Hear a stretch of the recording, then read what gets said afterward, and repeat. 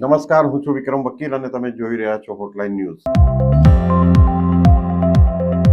Sydney ઓસ્ટ્રેલિયામાં જે રીતે પાકિસ્તાનના આતંકવાદીઓએ એટલે મૂળ પાકિસ્તાનના વતની આતંકવાદીઓએ હુમલો કર્યો એને કારણે લગભગ 16 જેટલા યહૂદીઓના મૃત્યુ થયા છે. અને ઓસ્ટ્રેલિયામાં તો ઠીક છે, પણ વિશ્વ આખામાં એની ટીકા થઈ રહી છે. ઓસ્ટ્રેલિયાના અખબારે તો ખૂબ મોડો પ્રતિસાદ આપ્યો છે. એમને લાગ્યું છે કે કોઈ બે બગડેલા મગજના માણસોએ હથિયાર લઈને આડેધડ ગોળીબાર કર્યો.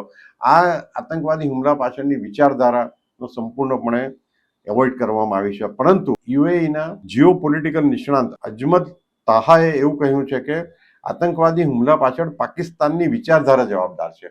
અને પાકિસ્તાન આખા વિશ્વમાં જે આતંકવાદી હુમલા થાય છે એમાં 90% જે લોકો હોય છે એ મૂળ પાકિસ્તાનના જ હોય છે. અને એમણે એમ પણ કહ્યું કે ભારત પર જે પહેલગામ હુમલો થયો ત્યારે વિશ્વ આખા એને નજરઅંદાજ કર્યું હતું. એટલે કે કોઈ ખાસ એમને રસ નહોતો લીધો કે આતંકવાદી હુમલા થયા કરે. આપણે ત્યાં પણ પહેલગામના હુમલામાં નિર્દોષ 26 હિન્દુઓને મારી નાખવામાં આવ્યા હતા અને એની પાછળ પણ પાકિસ્તાનનો હાથ હતો.